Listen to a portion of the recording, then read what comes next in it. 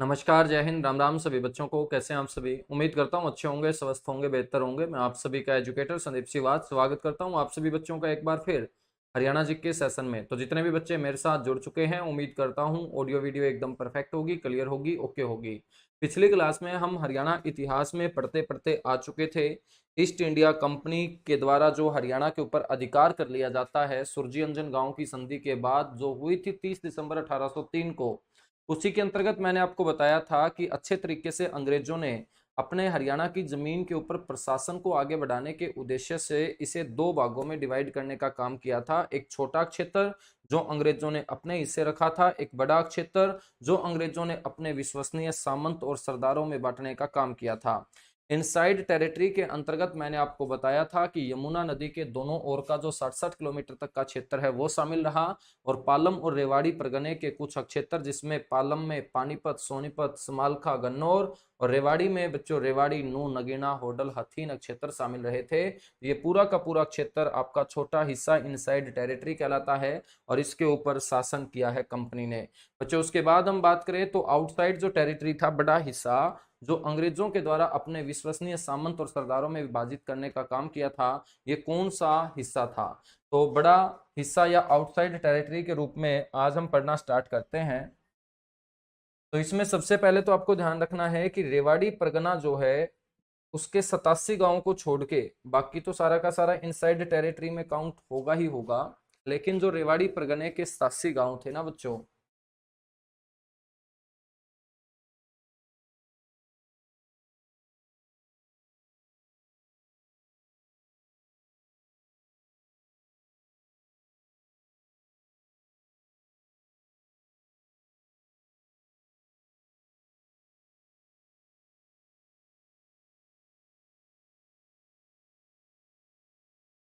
तो रेवाड़ी परगने के 87 गांव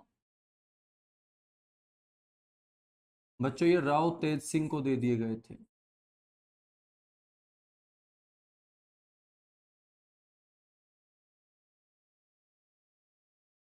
राव तेज सिंह को सौंप दिए गए थे।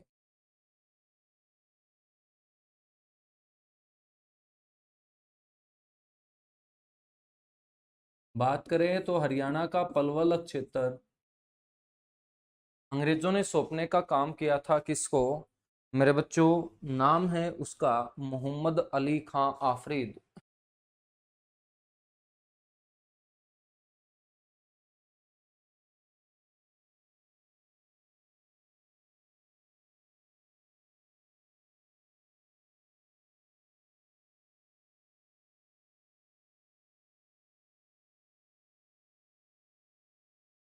मोहम्मद अली खां आफरीद के बाद हम बात करें होडल की।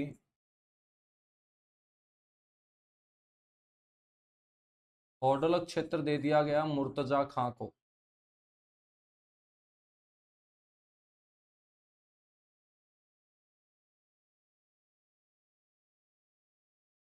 बात करें पटौदी की।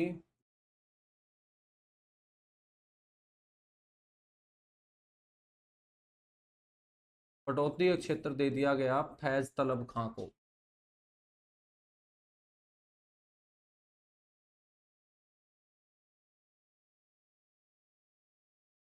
और पटौदी के बाद फिरोजपुर जिरका।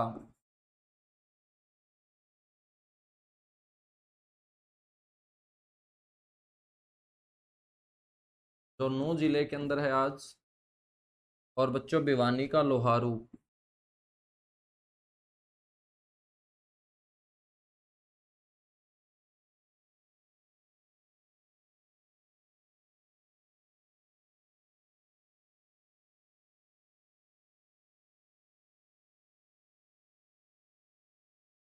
ये सौंप दिए अहमद बख्श खां को।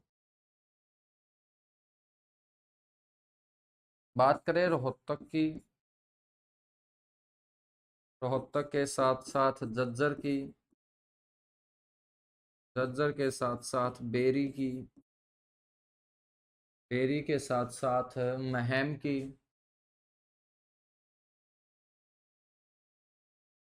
झांसी की।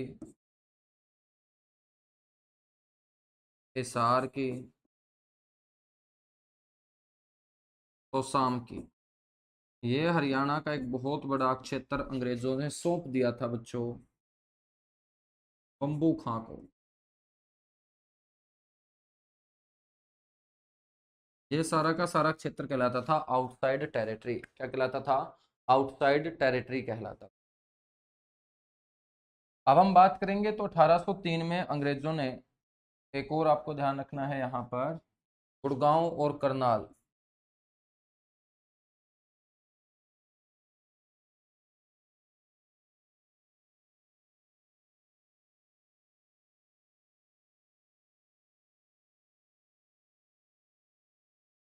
तो मेरे बच्चों गुड़गांव और जो करनाल है ये सौंप दिए गए बेगम समरू को।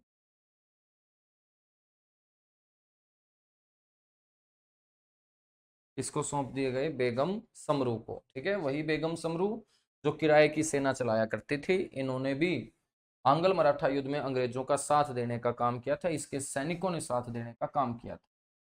अब 1803 में अंग्रेज जो हैं वो हरियाणा के ऊपर अधिकार जमा चुके हैं। अपने विश्वसनीय सामंत और सरदारों के साथ हरियाणा के प्रशासन को वो आगे बढ़ाना स्टार्ट करेंगे। बच्चों 1803 के बाद 1805 की बात है।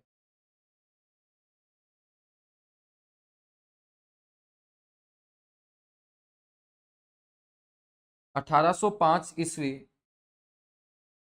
में होता क्या है, अंग्रेजों द्वारा करनाल के ऊपर अधिकार कर लिया जाता है।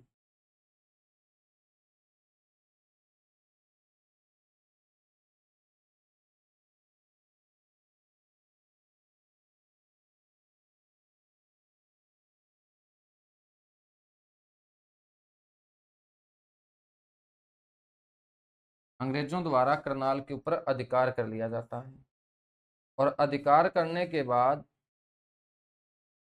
करनाल के ऊपर अधिकार करने के बाद 1806 ईस्वी में करनाल को सुनियोजित तरीके से बसाया जाना शुरू किया जाता है।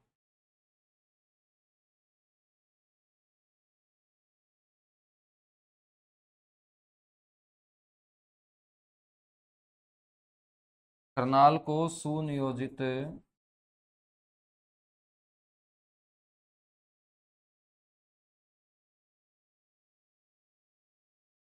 तरीके से बसाया जाना शुरू।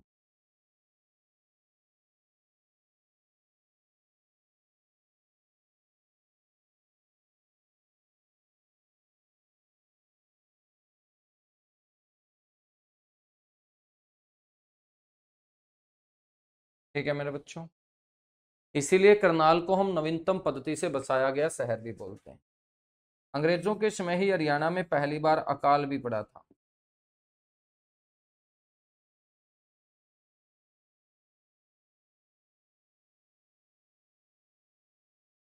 अंग्रेजों के समय हरियाणा में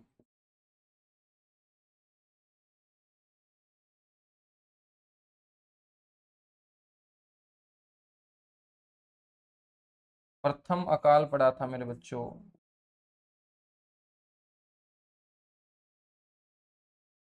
1803 के अंदर, और इसे साठा अकाल कहा जाता है।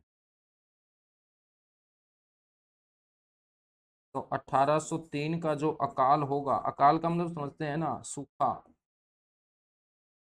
इसे मेरे बच्चों साठा अकाल के नाम से जाना जाता है। क्वेश्चन आपसे पूछा जाएगा, बड़ा जबरदस्त है, कि साठा अकाल हरियाणा में कौन से वर्ष पड़ा था? अंग्रेजों के समय पड़ा था 1803। अंग्रेजों के कदम पड़ते हैं, और अंग्रेजों के कदम देखो तुम कितने मनहूस साबित होते हैं हरियाणा के लिए। हरियाणा में बच्चों अकाल ही पड़ जाता है कब? 1803।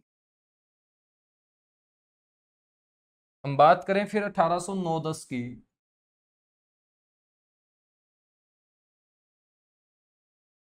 1809-10 आते आते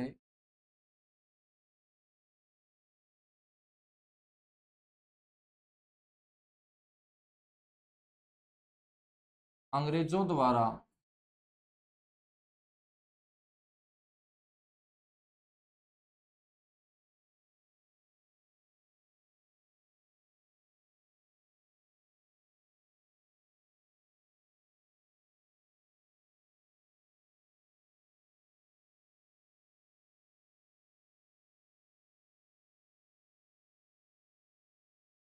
अंग्रेजों द्वारा हरियाणा पर संपूर्ण अधिकार कर लिया जाता है बच्चों। 1809-10 की बात है। अंग्रेजों के द्वारा हरियाणा पर संपूर्ण रूप से क्या कर लिया जाता है, अधिकार। और 1812-13 की हम बात करेंगे।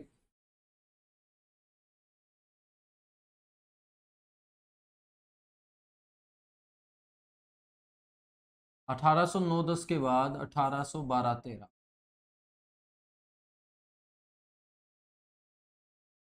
प्रदेश में दूसरा अकाल पड़ता है बच्चों। पहला अकाल 1803 में 9 साल के बाद, 1812-13 में प्रदेश में दूसरा अकाल पड़ता है।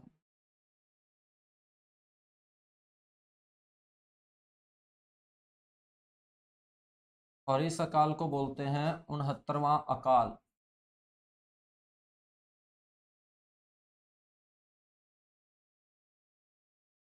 69वां अकाल के नाम से।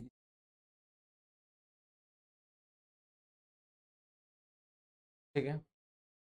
अब बच्चों देखिएगा, अंग्रेज यहाँ पर अपने पैर जमा चुके थे। जो बड़ा हिस्सा उन्होंने अपने विश्वसनीय सरदारों को दिया था, जो रियासतों को दिया था, उन रियासतों को भी हड़पने की जो नीयत है उनकी अब शुरू हो जाएगी। वो करेंगे क्या, इन रियासतों को परेशान करना स्टार्ट करेंगे। इन रियासतों के जो खुद का प्रशासनिक ढांचा होता है उसके अंदर इंटरफेयर करना स्टार्ट कर देंगे।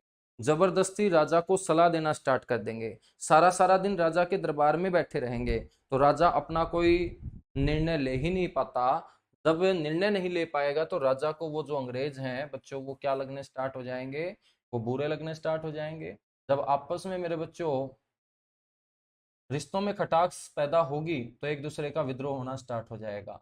और ईस्ट इंडिया कंपनी के खिलाफ फिर अपने हरियाणा के अंदर बहुत सारी रियासतों ने क्या कर दिया था, विद्रोह कर दिया था, क्योंकि अंग्रेजों के वो कानून मानने वाले नहीं थे। अंग्रेज उनके ऊपर खतरनाक कानून जो हैं वो लादते जा रहे थे। उनके खुद के प्रशासनिक ढांचे के अंदर वो इंटरफेयर करते थे। राजा की पावर जो है वो डे बाय डे हरियाणा के अंदर कम होती जा रही थी। तो सारे के सारे देसी रियासतों ने धीरे धीरे ईस्ट इंडिया कंपनी के खिलाफ बगावत के सुर पैदा कर लिए थे। और ईस्ट इंडिया कंपनी के खिलाफ फिर हरियाणा में होते हैं विद्रोह। क्या होते हैं, विद्रोह। तो अब हम पढ़ेंगे ईस्ट इंडिया कंपनी के खिलाफ हुए हरियाणा में विद्रोह। तो लिखिएगा मेरे बच्चों, नेक्स्ट टाइटल चलेगा। मैं आपको दो अकाल और बता देता हूँ। ठीक है, चार अकाल पड़े हैं हरियाणा के अंदर। दूसरा अकाल आपको ध्यान रखना है 12-13 में, तीसरा 17-18 के अंदर, 17-18 के अंदर।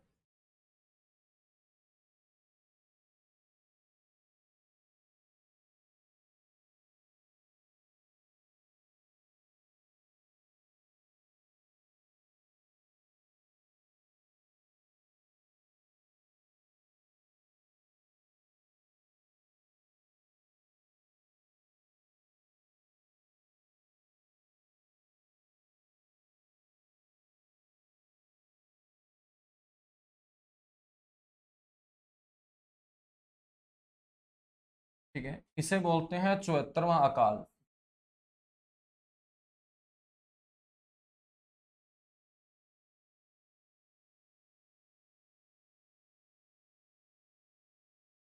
और एक अकाल पड़ा हरियाणा के अंदर 1833-34।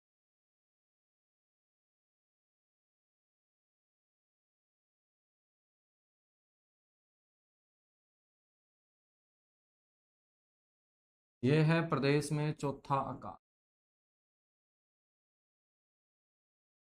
और ये पेपर में पूछा जा चुका है। चौथा अकाल इसे कहा जाता है नब्या अकाल।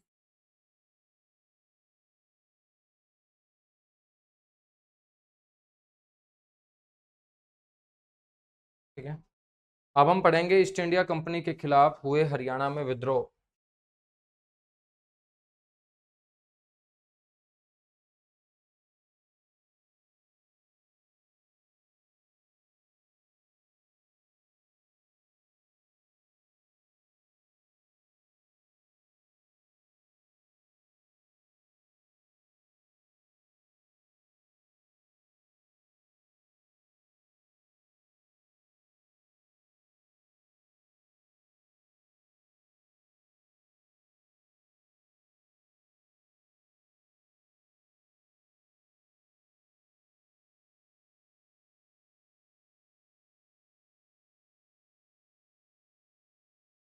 ईस्ट इंडिया कंपनी के खिलाफ हरियाणा में हुए विद्रोह। तो बच्चों सबसे पहला जो विद्रोह होगा ना वो हम पढ़ेंगे जींद का विद्रोह।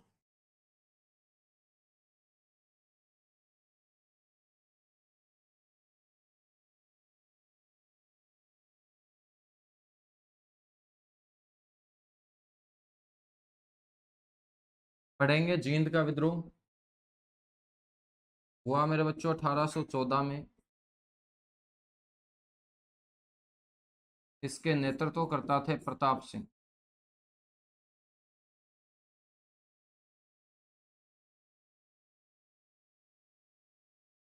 जींद के विद्रोह के बाद अगला जो विद्रोह है वो है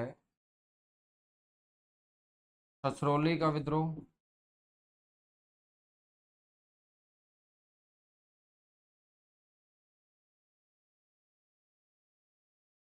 छछरौली का विद्रोह हुआ था 1818 में और इस विद्रोह के नेतृत्व करता थे जोधा सिंह।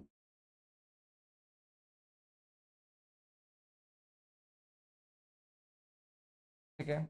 छछरौली के विद्रोह का कारण क्या था?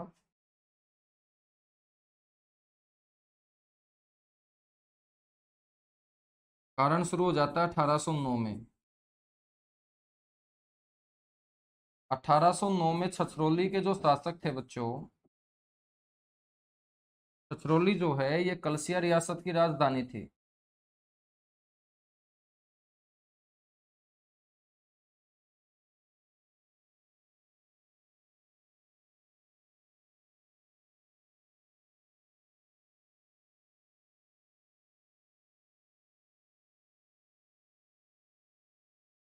और इसी कलसिया रियासत की राजधानी छछरौली के जो शासक थे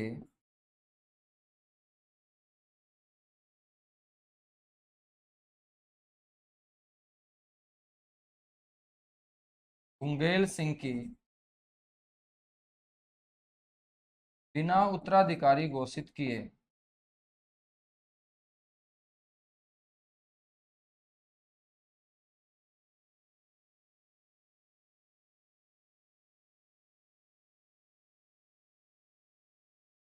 मृत्यु हो जाती है बच्चों।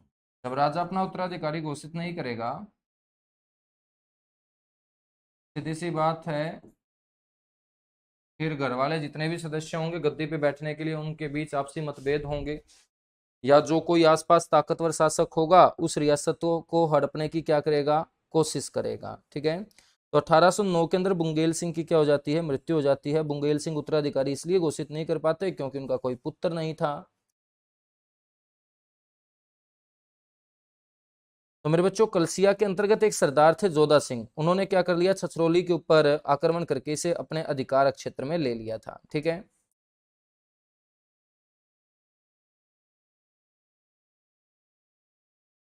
जब इस बात को पता चलता है अंग्रेजों को कि जोधा सिंह के द्वारा इसके ऊपर क्या कर लिया गया है, अधिकार कर लिया गया है, तो ये लाइन भी मैं आपको लिखवा देता हूं। तो लिखिएगा जोधा सिंह द्वारा छछरौली पर अधिकार।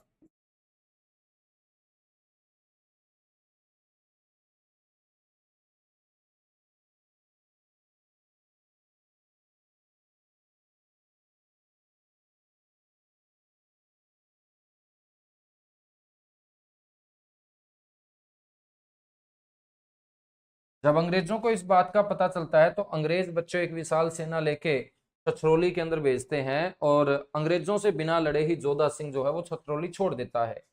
जोधा सिंह के जाने के बाद अंग्रेजों द्वारा जो बुंगेल सिंह की पत्नी थी, जो विधवा हो चुकी थी, रानी रामकौर, इस रानी रामकौर को मेरे बच्चों छछरौली की गद्दी पर बैठा दिया जाता है।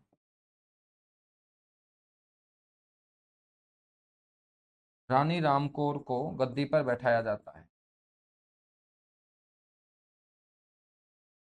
अब रानी रामकौर एक महिला थी, अच्छे तरीके से शासन को नहीं संभाल पाई, तो क्षेत्र की जनता ने ही बच्चों रानी रामकौर को नापसंद करना शुरू कर दिया था। नापसंद करना शुरू कर दिया था, बगावत के सुर उठना स्टार्ट हो गए थे रानी रामकौर के खिलाफ।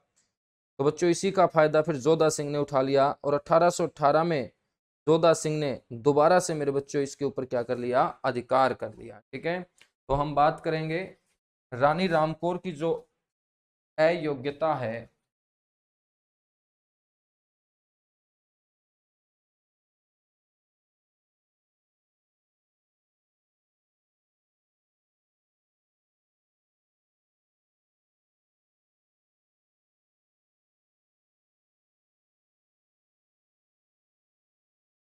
इस अयोग्यता के चलते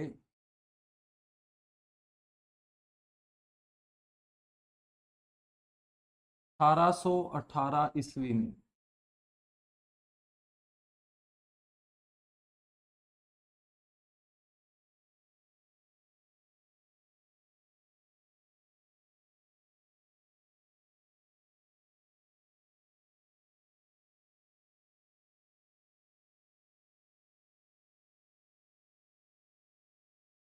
जोधा सिंह द्वारा छछरौली पर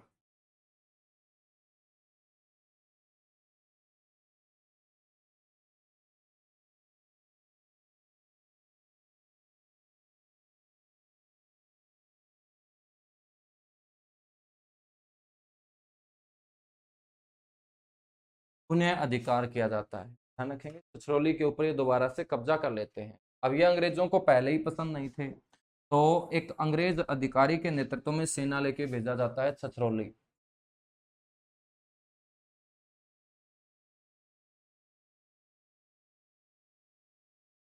और उस अंग्रेज अधिकारी का नाम है जनरल आर्नोल्ड।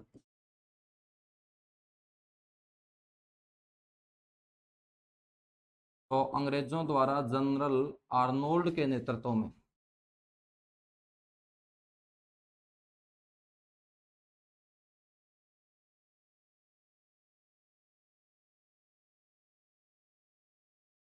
सेना भेजकर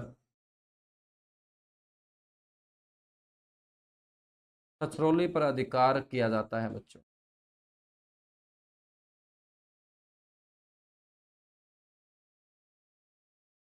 और 1898 में अंग्रेजों और जोधा सिंह के बीच बच्चों जो लड़ाई होगी उसी को हम छछरौली का विद्रोह बोलते हैं। ठीक है, क्या बोलते हैं, छछरौली का विद्रोह बोलते हैं। छछरौली के विद्रोह के बाद अगला जो विद्रोह होगा वो होगा रानिया का विद्रोह।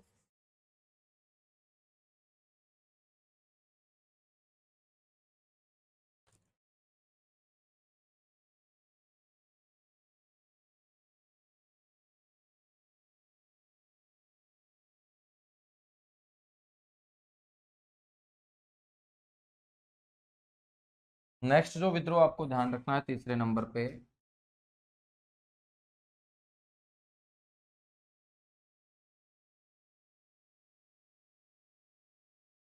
वो है बच्चों रानिया का विद्रोह। रानिया का विद्रोह हुआ था 1818 में।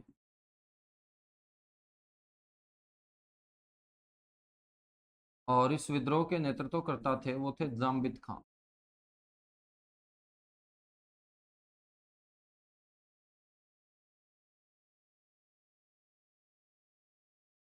जाम्बित खां के द्वारा। और इस विद्रोह के बाद रानिया के ऊपर दिल्ली रेजिडेंट के द्वारा बच्चों अधिकार कर लिया जाता है।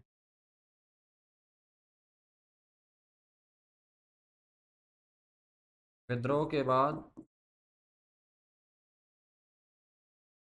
दिल्ली रेजिडेंट, रेजिडेंट का मतलब क्या है, अंग्रेजों के द्वारा जिस जमीन के ऊपर शासन करने के लिए जो सरकारी अधिकारी नियुक्त किया जाता था बच्चों, उसी को रेजिडेंट कहा जाता था। विद्रोह के बाद दिल्ली रेजिडेंट द्वारा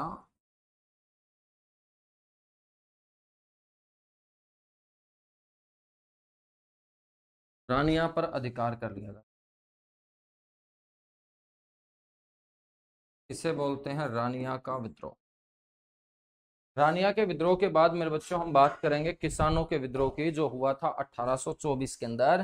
तो किसानों के द्वारा भी बगावत कर दी जाती है। किसान अंग्रेजों के शोषण से कोई दूर थोड़ी थे, उनका भी जम के शोषण हो रहा था।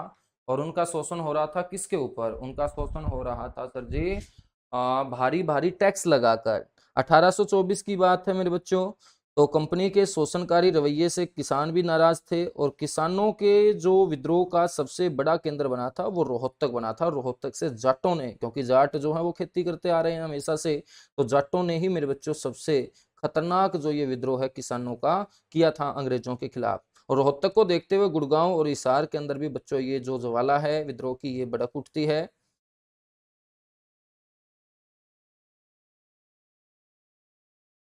तो नेक्स्ट जो विद्रोह होगा हमारा, वो आपको ध्यान रखना है, किसानों का विद्रोह होगा।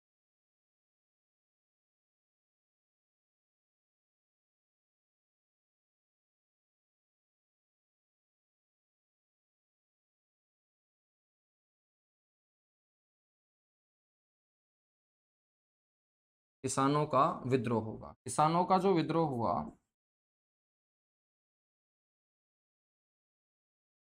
वो 1824 ईस्वी में हुआ। और 1824 ईस्वी में हुआ ये किसानों का जो विद्रोह है, इसके जो नेतृत्व करता रहे बच्चों, वो रहे सूरजमल।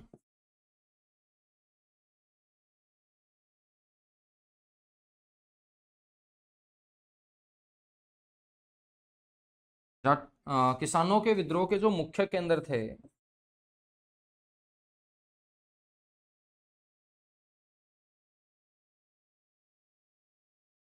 वो एक तो रोहतक, रोहतक के साथ साथ हिसार,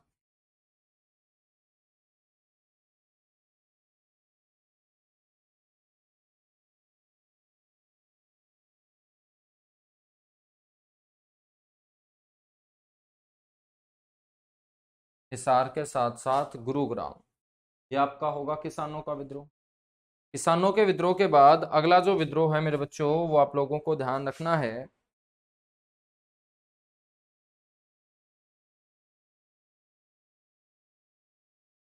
बलवाली या बनवाली का विद्रोह।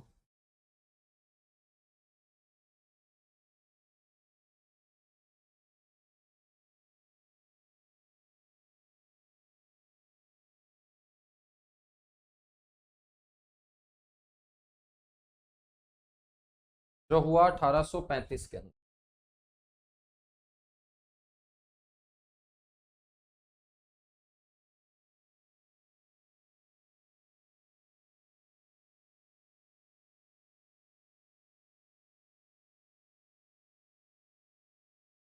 बलवाली का जो विद्रोह है मेरे बच्चों, ये 1835। नेतृत्व करता हम बात करें तो गुलाब सिंह गिल।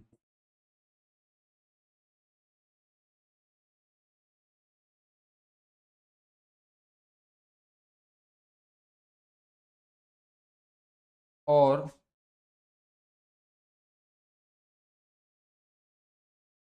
मैसूल रानी, एक रानी जिसका नाम है मैसूल।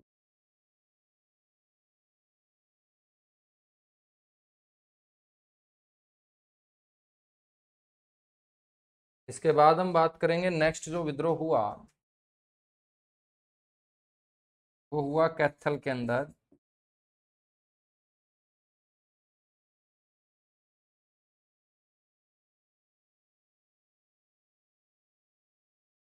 इसे हम बोलते हैं कैथल का विद्रोह। जो हुआ मेरे बच्चों 1843 ईस्वी। 1843 ईस्वी में इस विद्रोह के जो नेतृत्व करता वो गुलाब सिंह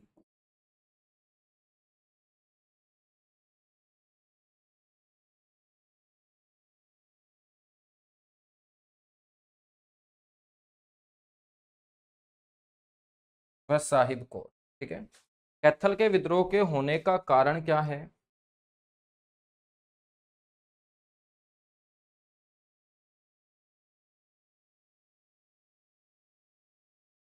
कैथल के जो शासक थे बच्चों वो उदय सिंह थे।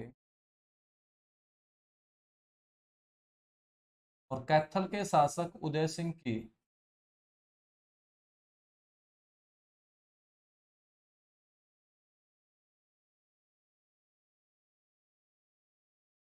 निसंतान मृत्यु हो जाना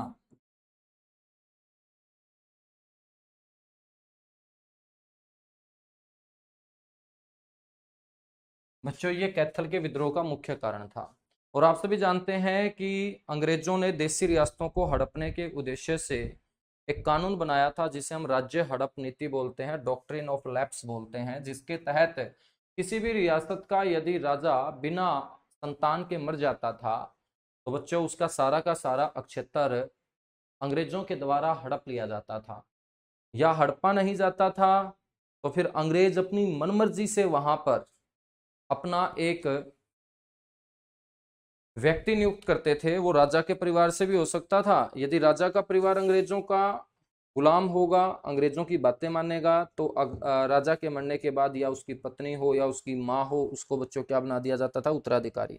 लेकिन सारा का सारा डिपेंड करता था किसके ऊपर, अंग्रेजों के ऊपर। इसी को डॉक्ट्रिन ऑफ लैप्स बोलते हैं। क्या बोलते हैं? डॉक्ट्रिन ऑफ लैप्स मेरे बच्चों इसे कहा जाता है। ठीक है। तो उदय सिंह की क्या हो जाती है? मृत्यु हो जाती है। उदय सिंह की जब मृत्यु हो जाती है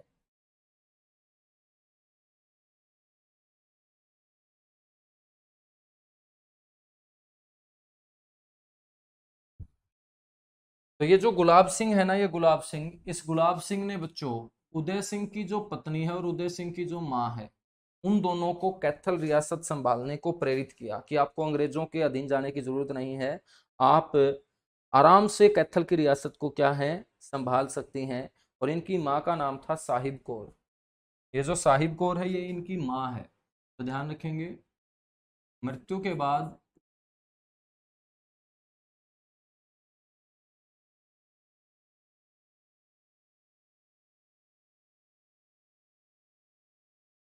कैथल रियासत के उत्तराधिकारी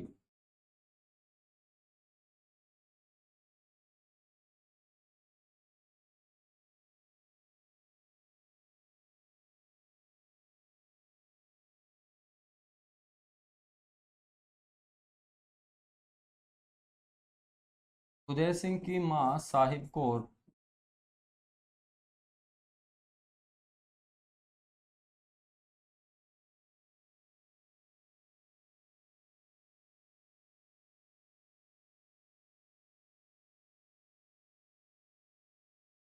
और वह पत्नी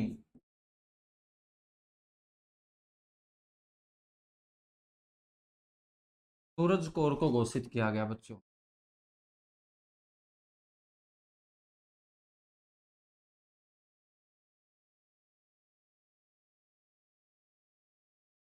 सूरज कौर को घोषित किया गया। ये बात अंग्रेजों को बिल्कुल भी पसंद नहीं आई। अंग्रेजों ने बोला कि बिना हमारे से पूछे हुए आपने किस तरीके से कैथल रियासत का उत्तराधिकारी घोषित कर दिया। तो बच्चों गुलाब सिंह और साहिब कौर और सूरज कौर बोलते हैं कि कैथल हमारी रियासत है, इसके ऊपर हमें खुद शासन करना है, आपसे पूछ के शासन नहीं करना। तो अंग्रेजों ने बोला कि राज्य हड़प नीति के कानून को पढ़ो। राज्य हड़प नीति में साफ साफ लिखा गया है कि किसी भी रियासत का राजा यदि निसंतान मर जाएगा तो वो रियासत अपने आप किसके हिस्से आ जाएगी, अंग्रेजों के हिस्से आ जाएगी। तो या तो हमारी मनमर्जी से कैथल रियासत चलानी पड़ेगी या आपको ये राज्य हड़प नीति के तहत सारा का सारा क्षेत्र अंग्रेजों के अधीन करना पड़ेगा। तो बच्चों दोनों तरफ से टकराव की स्थिति हो जाती है। और 23 मार्च 1843 को अंग्रेजों ने जब ये शर्त रखी तो बच्चों ये शर्त मानने से क्या कर दिया जाता है, इनकार कर दिया जाता है। ठीक है। 10 अप्रैल 1843 को अंग्रेजों ने कर दिया था कैथल के ऊपर आक्रमण।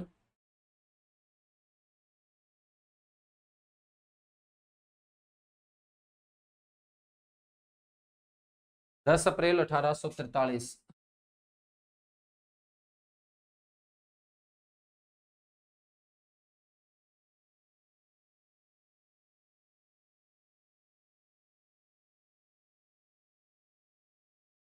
अंग्रेजों द्वारा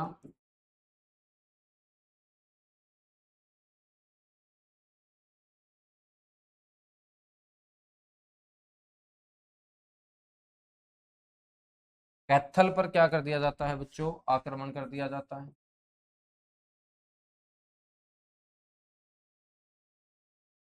कैथल शहर के चारों ओर सैन्य चौकियां स्थापित कर दी जाती हैं ताकि कोई भी कैथल से ना तो बाहर निकल पाए ना कोई बाहरी आदमी अंदर जा पाए, मतलब कोई बाहर से सहायता देना चाहे तो उन्हें सहायता ना मिल पाए। तो कैथल शहर को या कैथल शहर के चारों ओर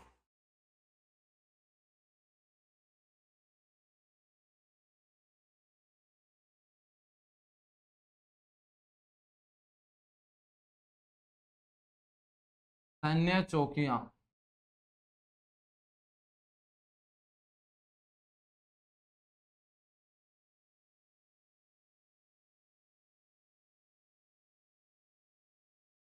कैथल शहर के चारों ओर सैन्य चौकियां स्थापित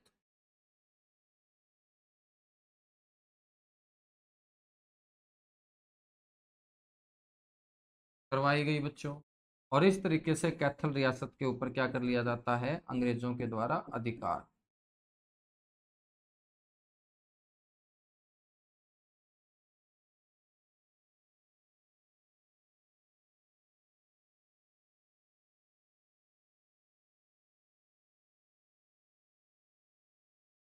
ठीक है। इसके बाद जो अगला विद्रोह आपको ध्यान रखना है, वो ध्यान रखना है लाडवा का विद्रोह।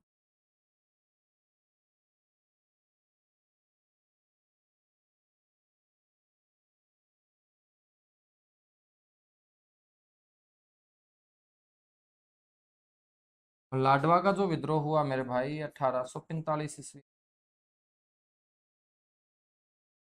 और इस विद्रोह के नेतृत्व करता थे अजीत सिंह।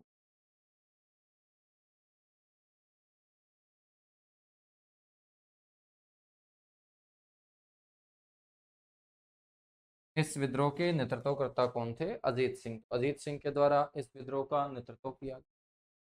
यह आपका लाडवा का विद्रोह। इसके अलावा अब देखिएगा, ये तो अंग्रेजों ने रियासतें छीन ही ली थी, इसके अलावा भी हम बात करें तो अंग्रेजों ने कुछ और रियासतों को छीनने का काम किया था बच्चों। तो अंग्रेजों द्वारा छीनी गई अन्य रियासतें, जबरदस्ती कुछ और रियासतें हरियाणा के अंदर अंग्रेजों ने छीन ली थी।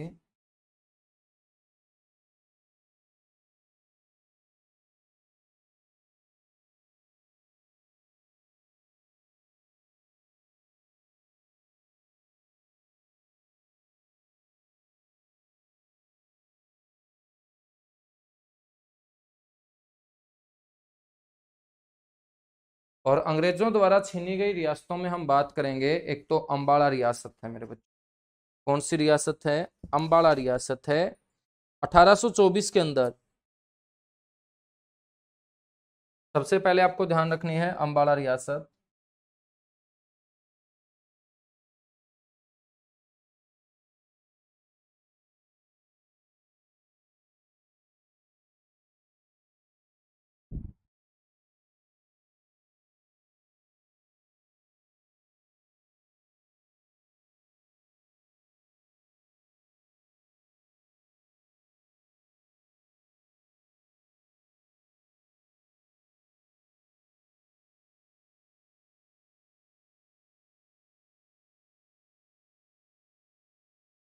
कौन सी रियासत है मेरे बच्चों, अंबाला रियासत है। जो कब छीन ली गई थी सर, ये छीन ली गई थी 1824 के अंदर।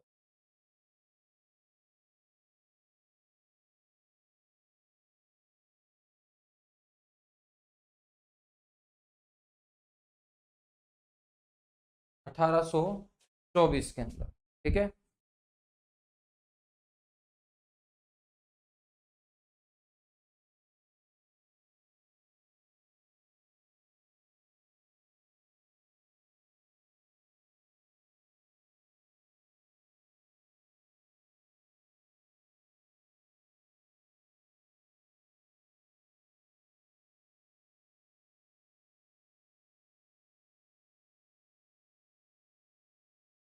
तो एक बार जल्दी से इतना सा नोट कीजिएगा।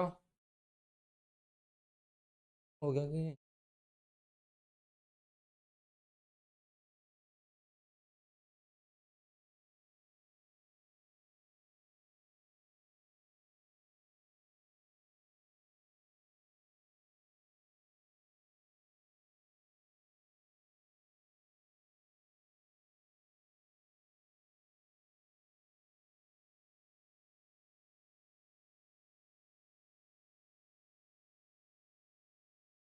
चलेगा। 1824, ये आपको ध्यान रखना है। अंबाला रियासत के ऊपर मेरे बच्चों अंग्रेज अपना अधिकार कर लेते हैं। अंबाला रियासत के जो शासक थे ना, वो थे राजा गुरबख्श।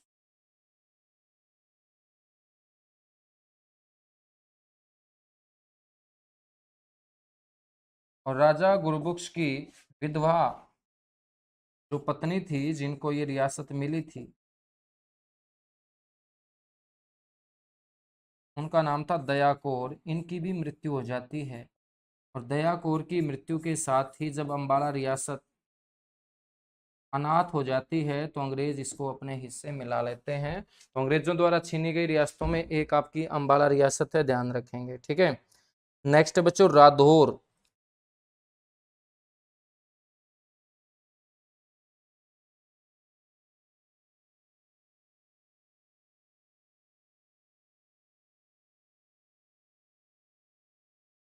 रादौर रियासत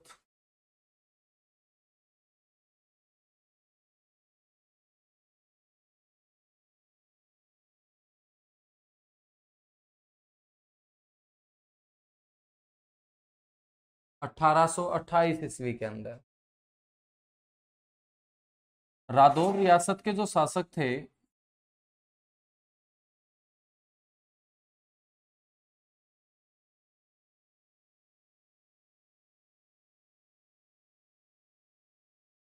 वो थे दल सिंह।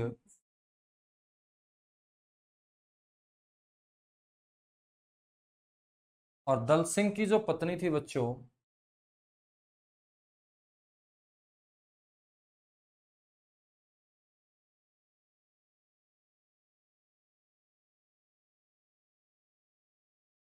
का नाम था इंदकौर। इंदकौर की क्या हो जाती है, मृत्यु हो जाती है। और इसकी मृत्यु के साथ जब रादौर, यमुनानगर के अंदर है रादौर, अनाथ हो जाती है, तो इसको भी बच्चों अंग्रेजों के द्वारा अपने हिस्से में मिला लिया जाता है। तो ये है आपकी रादौर रियासत।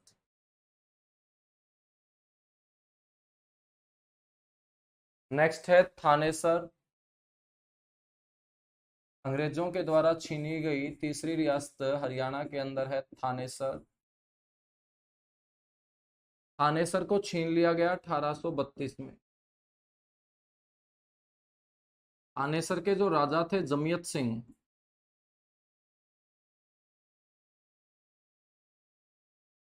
इस राजा जमियत सिंह की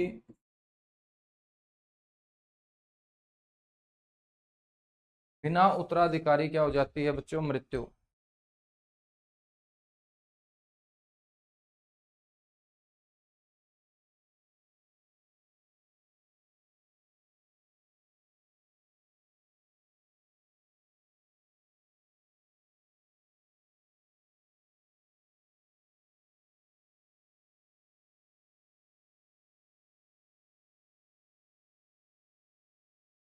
राजा जमियत सिंह थानेसर के शासक थे मेरे बच्चों, और इनकी बिना उत्तराधिकारी क्या हो जाती है, मृत्यु हो जाती है। तो राजा जमियत सिंह की बिना उत्तराधिकारी मृत्यु।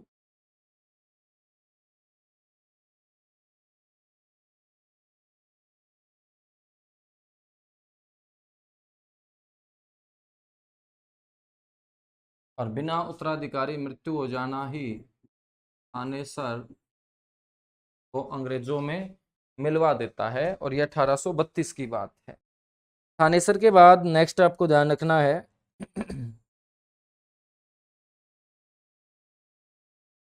दियालगढ़। दियालगढ़ भी एक रियासत हुई है, और इसके ऊपर अंग्रेज पूर्ण रूप से अधिकार कर लेते हैं 1851 में।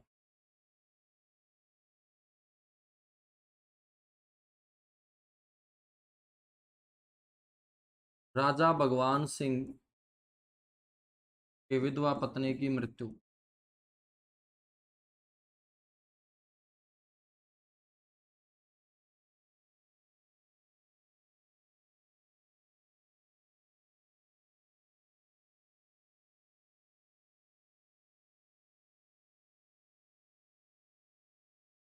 की मृत्यु, ठीक है बच्चों। तो इस तरीके से ये हमारा ईस्ट इंडिया कंपनी के खिलाफ कुछ टॉपिक है। ईस्ट इंडिया कंपनी के खिलाफ मेरे बच्चों हरियाणा के अंदर अलग अलग रियासतों के अंदर विद्रोह हुए, उन विद्रोह को कुचला गया बड़ी आसानी से। अब हम बात करेंगे लास्ट टॉपिक का हरियाणा हिस्ट्री में। हरियाणा हिस्ट्री का मेरे बच्चों जो लास्ट टॉपिक होगा ना,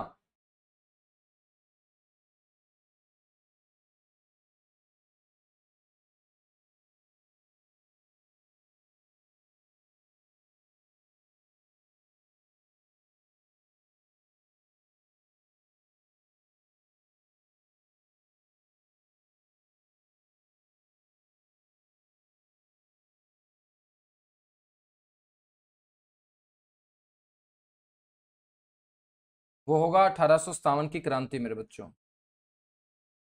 तो 1857 की क्रांति की शुरुआत करवा देता हूँ, उसके बाद नेक्स्ट क्लास में कंप्लीट हो जाएगी 1857 की क्रांति, और एक क्लास और हमारी 1857 की क्रांति की बचेगी। तो नेक्स्ट क्लास में हिस्ट्री जो है वो आपकी कंप्लीट हो जाएगी, ये आपको ध्यान रखना, ठीक है।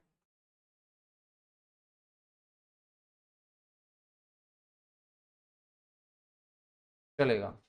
तो बात करते हैं 1857 की क्रांति की, हेडिंग डालिएगा। 1857 की क्रांति आप सभी जानते हैं, भारत के अंदर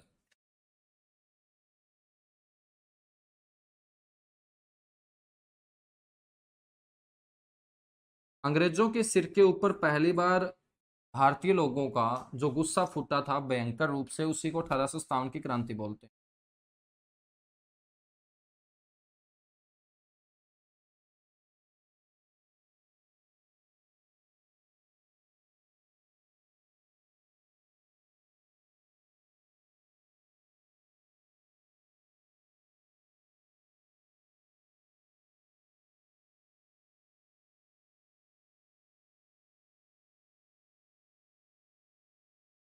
हरियाणा में 1857 की क्रांति हम पढ़ेंगे बच्चों। 1857 की क्रांति ऐसा नहीं है कि 1857 के अंदर ही ये भयंकर रूप से गुस्सा फूटा था। ये गुस्सा धीरे धीरे कन्वर्ट हुआ था एक बारूद के ढेर में, और इस बारूद के ढेर को चिंगारी लगी थी 1857 में, इसलिए इसे हम 1857 की क्रांति बोलते हैं। जिस दिन अंग्रेजों ने भारत के अंदर अपने कदम रखे थे ना, उसी दिन से यहाँ के लोगों का उन्होंने शोषण करना स्टार्ट कर दिया था।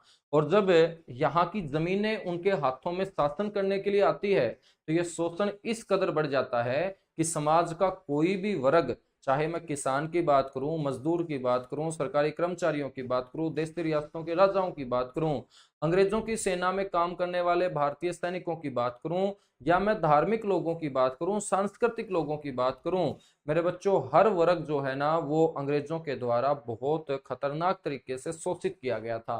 हर वर्ग के लोगों में अंग्रेजों के प्रति जो नफरत है वो डे बाई डे बढ़ना स्टार्ट हो गई थी। और 1857 तक ये नफरत इस कदर बढ़ी कि ये नफरत जो है बच्चों एक बारूद रूपी ढेर का रूप ले लेती है। और ये बारूद रूपी जो ढेर है, इसको मेरे बच्चों चिंगारी लगाने का काम कर देते हैं चर्बी वाले कारतूस, और चर्बी वाले कारतूसों की बदौलत अंग्रेजों के सिर पर भारतीय लोगों का ये गुस्सा भयंकर रूप से फूटता है। इसी को 1857 की क्रांति हम बोलते हैं। 1857 की क्रांति भारत की स्वाधीनता मतलब आजादी,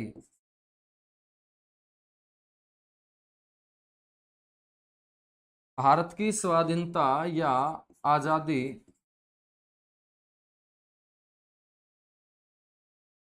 के लिए, भारत की स्वाधीनता या आजादी के लिए किया गया सबसे बड़ा प्रयास था बच्चों।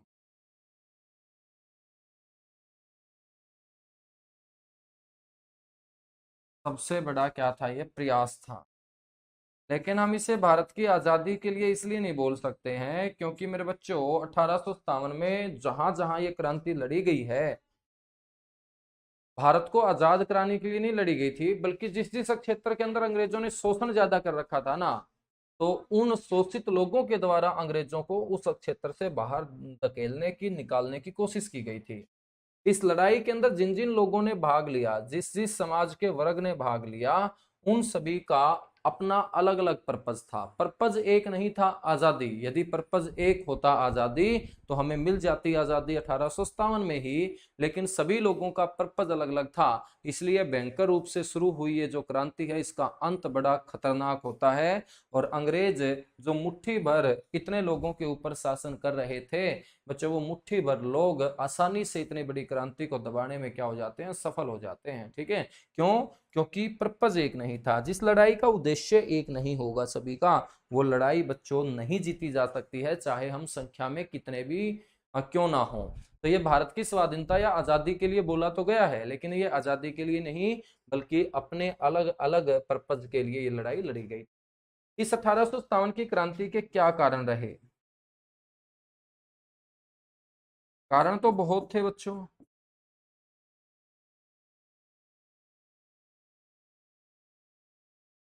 क्रांति के यदि हम कारणों की बात करें तो कारण बहुत थे।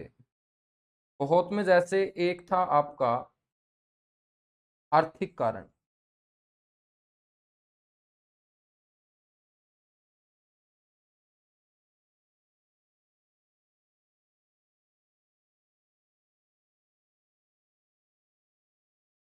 एक था सामाजिक कारण।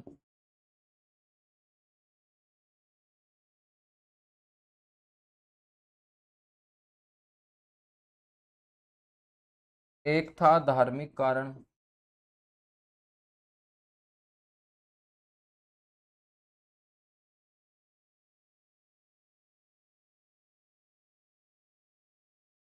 एक था राजनीतिक कारण।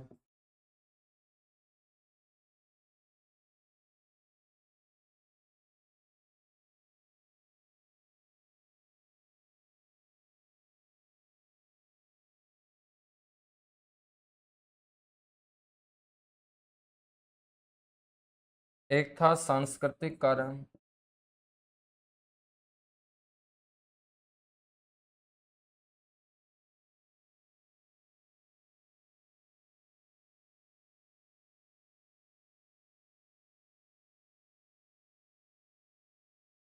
एक था बच्चों सांस्कृतिक कारण। एक कारण था चर्बी वाले कारतूस।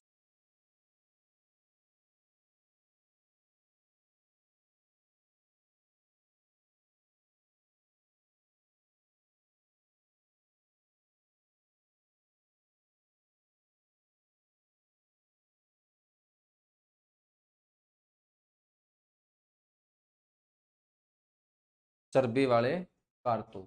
ठीक है, तो और भी बहुत सारे कारण थे, लेकिन हम फिलहाल ये कारणों की बात करेंगे। आर्थिक का मतलब पैसे की दृष्टि से। और मेरे बच्चों, भारत है सोने की चिड़िया रहा है, ये आप लोगों ने खूब स्टेटमेंट सुनी होगी कि भारत पहले सोने की चिड़िया था। तो अंग्रेज जो है ना, इस सोने की चिड़िया का सोना उतार रहे थे, मतलब यहाँ से धन दौलत लूट कर अपने देश इंग्लैंड पहुंचा रहे थे। अपने ही लोगों की आंखों के आगे से अपना ही सोना लूट के, अपना ही पैसा लूट के जब अंग्रेज अपने देश पहुंचाएंगे तो अपने लोगों के अंदर मेरे प्यारे बच्चों गुस्सा तो आएगा ही आएगा। क्यों? क्योंकि अपनी जो चीज है यदि कोई दूसरा उठा के लेके जाए, सीधी सी बात है कि गुस्सा आना लाजमी है। और गुस्सा डे बाय डे बढ़ता जा रहा था। हम चाहकर भी कुछ नहीं कर पा रहे थे, क्योंकि शासन अंग्रेज कर रहे थे, और शासन अंग्रेज कर रहे थे तो वो जम के अपने देश को लूट भी रहे थे। तो एक कारण हुआ आर्थिक कारण। सामाजिक का मतलब है समाज की दृष्टि से। हमारे समाज के अंदर बच्चों उन्होंने इंटरफेयर करना स्टार्ट कर दिया था। बहुत सारे सामाजिक जो मुद्दे थे बच्चों, उनको भटकाना स्टार्ट कर दिया था। लोगों को भटका भटका के मेरे बच्चों उन्होंने समाज के अंदर इंटरफेयर करके एक दूसरे से लोगों को अलग करना स्टार्ट कर दिया था। ठीक है, सामाजिक कारण के बारे में हम बात करें तो हमारी जो समाज के अंदर फैली हुई प्रथाएं थी, उन प्रथाओं को इन्होंने बच्चों समाप्त करने का काम किया। अब देखिएगा, जो प्रथाएं इन्होंने समाप्त की वो काम तो बहुत अच्छा किया, लेकिन वो तो आज हम समझ रहे हैं ना कि ये काम अच्छा है। 1857 या उससे पहले का जो दौर था वो इतना पढ़ा लिखा दौर नहीं था, अपने भारत के लोग इतने शिक्षित नहीं थे। और यहाँ पर जो सामाजिक प्रथाएं थी, जिसमें मैं बात करूं बाल विवाह की, मैं बात करूं विधवा का दोबारा शादी न होना, या न होने देना, या मैं बात करूं सती प्रथा की, तो ये जो समाज के अंदर कुरीतियां थी, बच्चों इन कुरीतियों को समाप्त किया। तो आज के दृष्टिकोण से देखें तो बहुत अच्छा किया, लेकिन उस समय की दृष्टिकोण से देखें तो हमें यही लगेगा ना कि ये तो हमारे समाज के रीति रिवाज प्रथाओं को खत्म करते जा रहे हैं। और जब हमारे सामाजिक रीतियों और प्रथाओं के ऊपर बात आई तो हमारे समाज के लोगों ने बच्चों अंग्रेजों के खिलाफ बगावत के सुर क्या है पैदा कर दिए थे। नेक्स्ट है धार्मिक कारण। धार्मिक कारण का मतलब है कि हमारा जो गरीब तबका था बहुत ज्यादा हिंदुओं के अंदर, मुसलमानों के अंदर, तो उन दोनों के दोनों धर्मों के गरीब तबके को बच्चों अंग्रेजों ने अपने धर्म में कन्वर्ट कराना स्टार्ट कर दिया था, ईसाई बनाना स्टार्ट कर दिया था। और यहाँ पर बड़े स्तर पर धर्म परिवर्तन करवाने के लिए अंग्रेजों ने एक बहुत बड़ा ईसाई पादरियों का जो जत्था है वो इंग्लैंड से मेरे बच्चों बुलवाने का काम किया था, ताकि भारत के अंदर ये ईसाई पादरी रह के अलग अलग क्षेत्रों में जाके वहां के लोगों का माइंड जो है वो डाइवर्ट करें। और जो हिंदू और मुसलमान हैं उनको बड़े स्तर पे जब ईसाई बनाया जाना स्टार्ट किया, तो हमारे जो धार्मिक लोग हैं ना, जो धर्म की शिक्षा हमें देते हैं, धार्मिक जो संत हैं, उन्होंने भी बच्चों अंग्रेजों के खिलाफ बगावत के सुर पैदा कर दिए थे। ठीक है। राजनीतिक कारण का मतलब है हमारी देशी रियासतों के जो राजा थे, उनकी जो राज व्यवस्था थी, उनका जो प्रशासनिक ढांचा था, उनके अंदर इंटरफेयर करना स्टार्ट कर दिया था। तो देशी रियासतों ने भी बगावत के सुर पैदा कर दिए। सांस्कृतिक कारण का मतलब है मेरे बच्चों संस्कृति, वेशभूषा, पहनावा। ठीक है।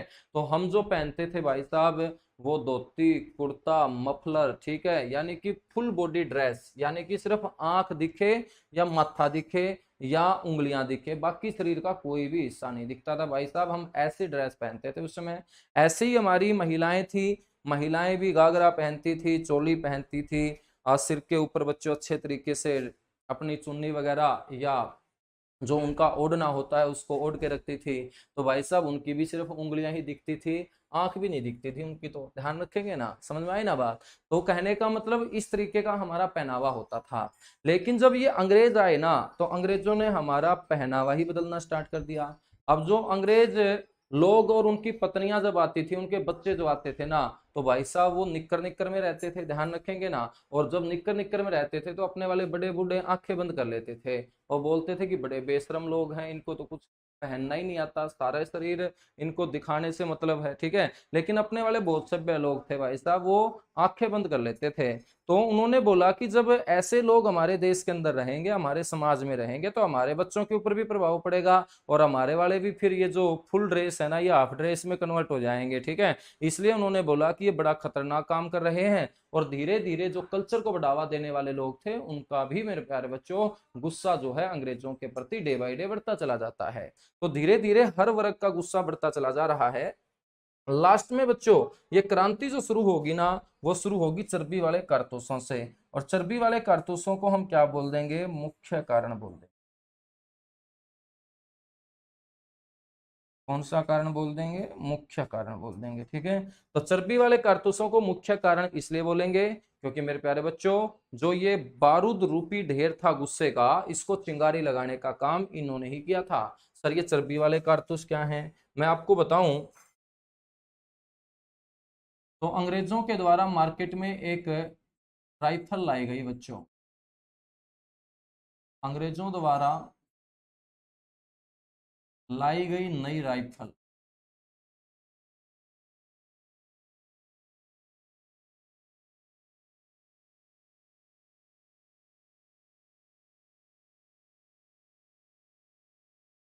उसका नाम था एनफील्ड। और इस एनफील्ड नाम की राइफल में ही यूज किए जाते थे ये चर्बी वाले कारतूस।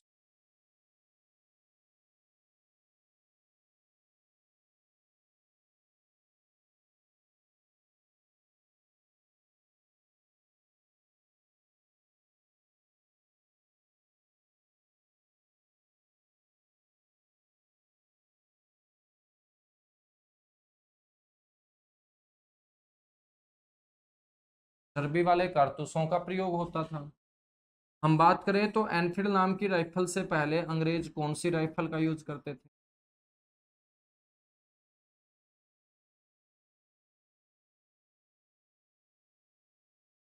एनफील्ड राइफल से पहले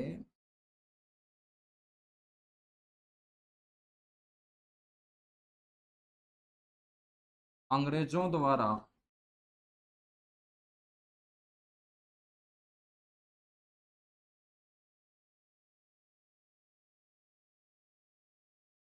प्रयोग की जाने वाली जो राइफल थी मेरे बच्चों,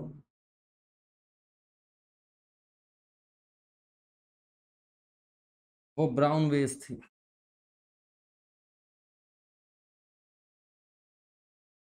ब्राउन वेस थी। और इसके बारे में कहानी मैं आपको बताऊंगा अगली क्लास में।